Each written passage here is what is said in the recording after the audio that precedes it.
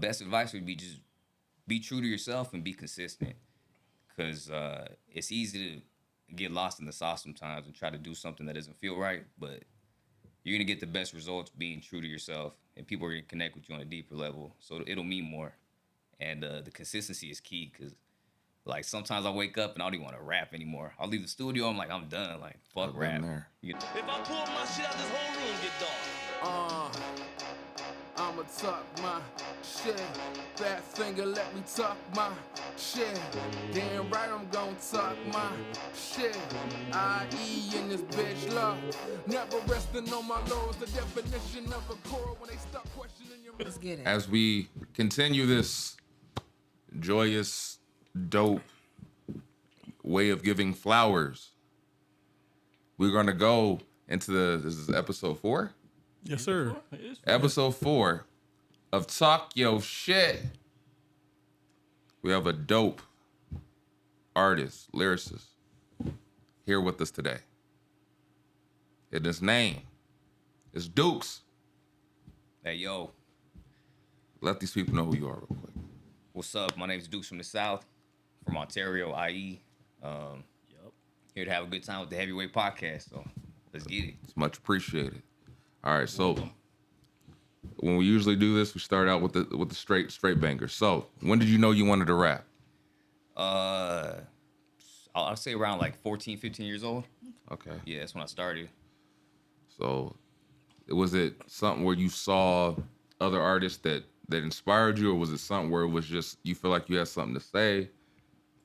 Yeah, it's a little bit of both. Okay. Definitely got something to say, you know? That's what's up. And a lot of influence, though, from a lot of different artists just growing up. I grew up heavy on hip-hop, so I had the influence young. That's what's up. Like whom? Can I ask that? Yeah. Whom?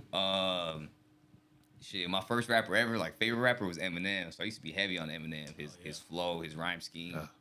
A lot of West Coast, like, 90s rap. So Eazy-E, Snoop, Dre, Cube, DJ Quick. Texas rap too. I'm big into Scarface. That's what's up. SPM. I used to bump SPM heavy, but then I heard some stuff, so I don't really bump him like that anymore. But you know, just different influence. So as far as music wise, so that's what's up. So Because he's young. so how long have you been actively pursuing music for? So I started rapping at 15. Mm-hmm. I did that for like most of my high school, and then coming out. But I went to the Navy, so I went to the Navy. I stopped rapping for a bit. But then when I got out, maybe in like 2019, I started doing it like serious again. And That's what's up. now we're pushing the label and got some artists signed. So Oh, cool. yeah, That's dope. Go ahead, plug the label. What's the label? yeah. Menace 2 Records. So it's myself, Bobby Haircuts, and Texaco Tone, based out of IE. So we're doing what we're doing all right day. now. Yes, sir. Period. Yes. So where did your stage name come from? So they used to call me Dookie back in the day, like Young Dookie. So I guess as I matured, it matured into Dookz. And then from the South, I'm from South Ontario. So That's what's up. You don't want to stay Dookie? they still call me Dookie, man. You know, You shitting on him. yeah, straight up. That's forever, you know. All day. Yeah. All day. So since you already named Eminem, but I gotta ask this, I always ask this. Top 5 dead or alive MCs of all time for you. Dang, so yeah, Eminem for sure. You gotta throw Pac in there. Okay. Biggie for sure. Last 2, that's crazy. Gotta throw Cube because that pen is crazy. Yeah. Too many hits with him. And for the last one, I probably have to throw in like a Schoolboy Q, somebody I newer. fuck with you. Yeah. Because I feel like he has a good balance of like that old school with that like the newer touch. So Now I got a counter question to this is top 5 diss records of all time. this, okay. Not Like Us for sure, just because it's recent. Hit 'Em Up, No Vaseline. I was waiting. It's 3 right there. Not Like Us is like a standard now. Yeah, it is. Yeah, Like, it's yeah, it is. The impact it had, you know, like Yeah. it's crazy. Oh, Drake. 2 more, huh? He gonna be fine. I like DJ Quick's Dollars and Cents. Okay. That's a good one. Okay. He has some bars on that one. And then, Man, for the fifth, that's. You know what? I'd have to throw like a real motherfucking G's, Easy E. All right. Okay. Yeah. Yeah, I'm with that. Okay. As long as you didn't say Nelly. Okay. So, what built the drive and hunger for you and what you do to this day? Because I know you said you got out of the Navy and decided to actively start pursuing it. Like, so what hit that hunger? Like, this is what I need to be doing. Well, truthfully, I feel like I've always just felt like I had to like spread the word, my word, and like just tap in with people on the level that I feel artists have tapped in with me, or I've been able to tap in with them through the music. So I really tried my hardest while I was in the Navy to stay active with the pen, but it was just really hard for me because during that time I wasn't really in my best mental state, I guess. So I wasn't feeling the creativity or really just the motivation to really write. But once I got out, I started getting back into my rhythm and just finding myself and just, living life. Even I thought the Navy was crazy, but like getting out, I experienced so much more. So I was able to really express myself through the music and just grow with it, grow with different artists, like I said, and just build what we've been building so far. That's what's up. Yeah. So, what is your writing process when creating a verse or a song? I guess it really just depends on the vibes. So I could hear like something in my head driving, and I'll write a 16 real quick, or I could hear a beat and just be inspired to do something, or it just really depends on how I'm feeling at that moment. But really, I just go off the energy usually. And what you say was the longest time it took for you to pen a verse? A verse, years, man. Like I remember I started a verse in like 2018 and finished in like 2020. Ooh. You know what I mean? Just like I would go back to it here and there, listen to it, and be like, nah, I gotta do this right. And then when it happened, it happened. You did that 3-stack shit. Yeah. 3-stack shit right there. Like, I'm gonna come back to this. When Sonny was here, he said something that's now it's stuck in my head, rent free. Do you subscribe to this as well? Not letting, or pretty much putting aside instant gratification so you could pretty much create the best content so instead of trying to say, oh, I need the instant recognition from somebody, say, no, I can put it to the side and just create what I want it to be. So when I actually put it out, when it's ready, it's, I guess, full. So do you subscribe to that belief that instant gratification could be put to the back burner and you just create it for, like you said, like for 2 years to take to pen one verse? That I could say that would have to be the case, right? Like, yeah, definitely. Cause I guess it's not always about like the instant. yeah. Sometimes it's gotta mean something. Yeah. And so like, who knows how long that's gonna take or how that's gonna go. So That's what's up. yeah. I think that's a strong take to have on it. And how old are you? I'm 29. So you've been doing this. Still young. Yeah, you're still young. So you still got this. So to have that frame of mind and that structure and belief in it, with the mindset that you have, that I mean, you can't go anywhere but up. You know what I'm saying? That. Yeah. So I appreciate that, and seeing that in other artists when I talk to them and see that their mind frame is about creating something dope, and I appreciate you for sticking to that, because a lot of guys don't stick to that belief. So, so what are your future projects and anything you have going on? Like let the people know. Yeah. So right now I just dropped a tape a couple months back. It's called Back on My Bullshit. Kind of just something for the summer, some summer vibes with that one. And I got some singles lined up, but really right now we're pushing a couple other artists on the label. So I got my brother Bobby Haircut is gonna be dropping on Tuesday, the 27th. He's got a project. It's gonna be his first album. So we've been working hard on that one. He's got some bangers on that. And then the month after that is gonna be Texaco Tone dropping. So we're kind of focused on them too. And then as for me, I got the end of the year coming up. About to wrap it up strong. So we got a few singles, visuals. We going Q4. Oh yeah, heavy. Big dog. Yeah, that's Yeah. That's For big real. dog. So you come from South Ontario. Yes, sir. Best place to eat in the city. In the city, Yeah. Hey, my go-to is always gonna be South Tacos right there off of Riverside and Vineyard. Okay. South Tacos, yeah. What do you recommend Hold on, if hold I on, go? hold on. What? That shit is fire. What Oh, do you you? had What South do you? Tacos? You had it. That shit is Yeah, fire. straight up. What do you recommend on the menu? So if I go, cause I'm a foodie. Get you some lingua tacos. Yeah, you can't go wrong with whatever, you know. If language your style, that's right there, you know. For You me, I can't get go wrong with language. Yeah, you yeah. Hey, I feel it. to I the feel left with like. Yeah. Oh, God. Get you some lingua tacos. Yeah. Or maybe those cabeza tacos. You know what I'm Hey, saying? No. Cabezas pretty good though. No. Yeah. No, for sure. Yeah. Yeah, I'm more of an asada guy, but Yeah. you know, Cabeza's pretty good. Hey, that shit is fire. Yeah, Everywhere we go, he either gets lingua or cabeza. Or that's something. right. Adventurous. Pastor. Yeah. Yeah. Huh? Pastor's bomb too. I told though. y'all, man. Pastor. You know, I'm black, but I'm Hispanic at the same time. There In you the go. inside, in the Yeah. core. If you're eating lingua for sure. Yeah. That's what shit my dad does, man. All right. So, were you a Laker fan? Definitely, yeah. Do you have a favorite Kobe memory?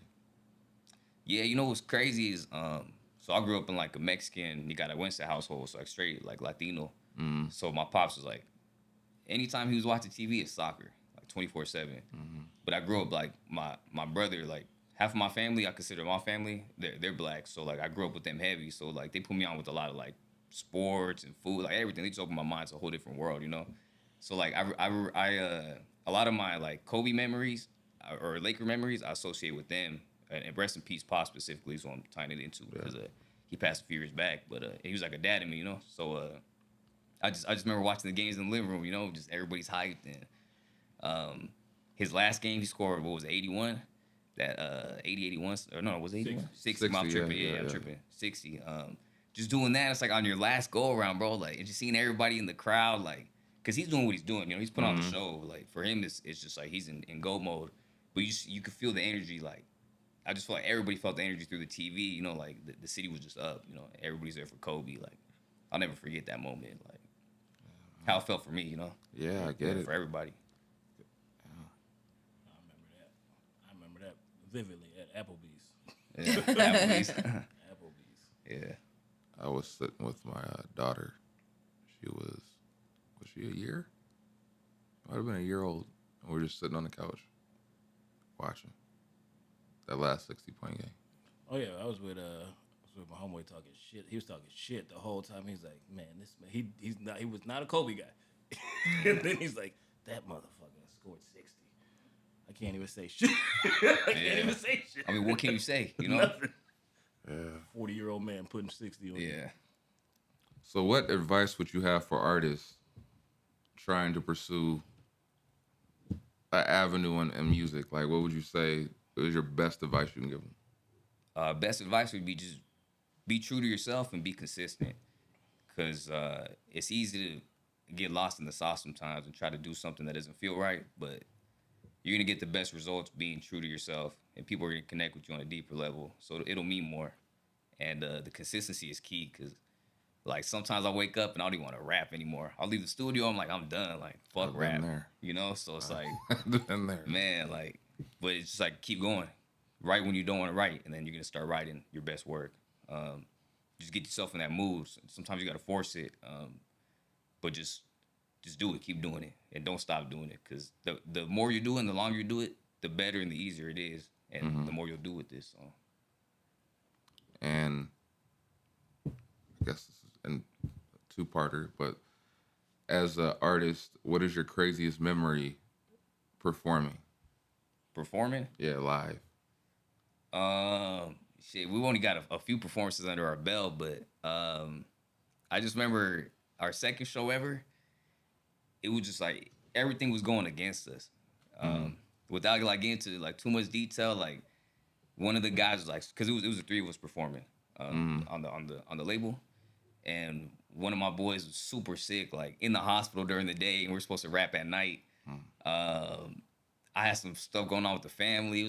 It was all bad, you know. People weren't showing up, but I just remember like the anxiety was at like 1,000,000, like just walking up to the stage. And as soon as I picked up that mic, it was just like, cool, we good, like just rap, you know, do what we do.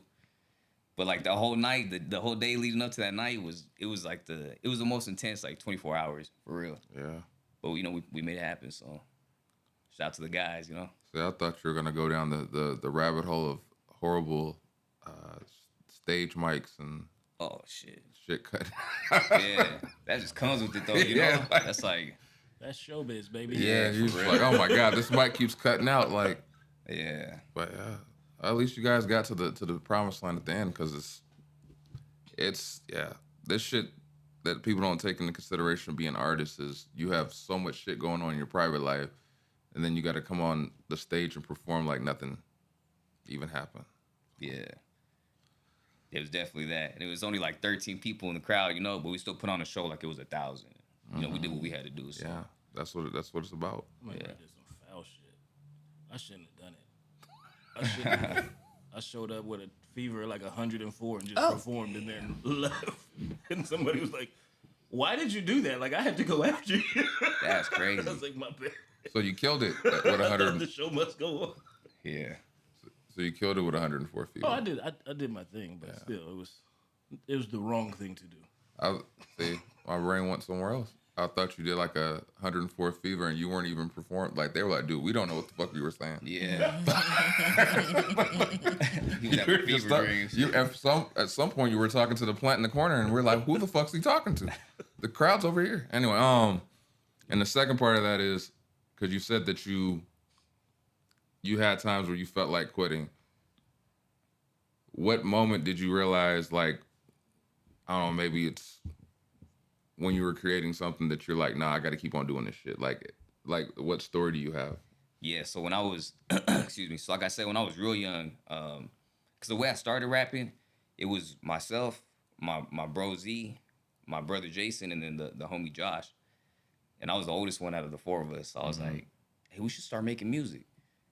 Like one summer, and they were like, all right, like, fuck it, whatever, like. But I was like really trying to do it. So, we came up with some bullshit at first or whatever, and we thought we sounded so fire. But maybe like a year later, I remember I was still writing. Everything had kind of already died off with them, but I was still writing little verses here and there. And I was chilling with my bro Zach. Like I said, he's like my brother in life, like my best friend, And we were just right there on the corner, right there at the crib. And I was like, hey, bro, let me show you something I just wrote. You tell me what you think.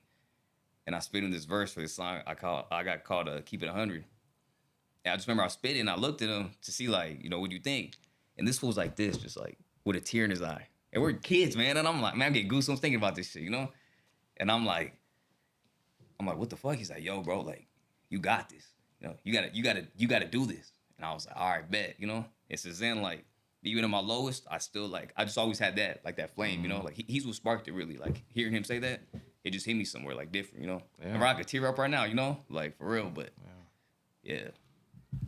Do it. Run these numbers up, I baby. know. Hey, shout out to my brother Zach, though, for real.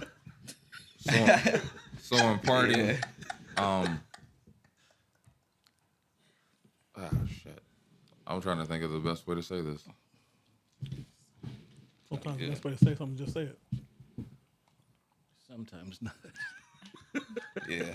So, shit, yeah. Yeah, you gotta. Yeah. Would you be willing, because I'm going to just do this and put you on the spot. What are you doing September 21st? The 21st?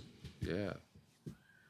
I know he ain't working. Shit, what is that, a Saturday? Yep. Yeah, it's a It's a Saturday. Saturday. I think I'm free, man. What's up? We got a show. Yeah. And I would like All to formally on the show, on the Talk Your Shit, invite you to perform that night. Oh, if for you're sure. if you're open. I'm with that. Yeah, I'm with all that. Never Lock done that this in. before. No. Yeah. No pressure. No pressure. Nah, hey, we're doing this shit. I'm with it. Shit. So Yeah. okay. That's love, bro. Appreciate that. Yes. So with that being said, Hold on. We got the merch here. You want to yes. push some merch with, Yeah. So we got the Menace 2 merch. This is our black design right here with the plain white logo. You can find this. We got hats, beanies, stickers, all on the menace2.com website. So tap in, get your merch, And what are your socials for everyone out there? So on Instagram, Twitter, I'm Dookz95. That's DOOKZ95. TikTok is Dookz from the South. YouTube is Menace 2 Records. And yeah, we're going up. So shoot the follow. stream my music on Apple, Spotify, Deezer, Amazon, YouTube, anywhere you can stream music. It's all up there. So Dookz from the sure. South. I found it on Apple Music. That's right. Yes, she bumping. did. You found the Okay. word in that. Yep. Yeah. Whole profile and everything. On every, yes, I did. On every damn location. Thank you. Yeah. Being a journalist, I Listen, understand. Gotcha. okay. I feel it. Gotta respect support it. who coming on the show. Yeah. For shizzle. Do you need some milk? I'm good. Okay. But with that Appreciate being the love. said, thank you, Dookz, for letting us give you your Sure. flowers and talk your shit. Till Hold next. on. I'm sorry. One more thing. You got nothing else coming up? No shows? No. Well, besides the 21st. Right now, we're trying to plan a Minutes to barbecue at the beach, so that'll be probably like end of September. Okay. More All right. details coming soon. All right. But you know for sure he'll be there at the 21st. Yeah. Oh, and I'll be there 21st for sure. Me Yeah. too. Yeah, we're going up. We gonna be there. I know. Birthday bash. I know you gonna be there. I know I'm I gonna hope be I there. can still perform by the time I go up. Oh, you got to. Twisted. I mean, if you could do it with a fever. I know. I don't want. We're I'm gonna need to be I've done twisted some to get shit up on there. stage I'm where concerned. I had no business doing that. We're still not sure he actually performed. He may have just. He No, I might- did. I did. I remember homie coming up because I told him, I was like, I'm sick, man. I got to get out of here. And he was like, good set, but why the fuck did you show up? Like, I was like, you right. Alrighty, like I said, with that being said, this has been Talk Your Shit. Yeah. Till next time, like, subscribe, share, comment. All that. Peace. All of Peace. it. Peace. Make sure you tune in again for another episode of Talk Your Shit. One thing I know, two things for sure. I'll be back here every week talking my shit. Thanks for watching. Bye. I.E. in this bitch love. Never resting on my laurels.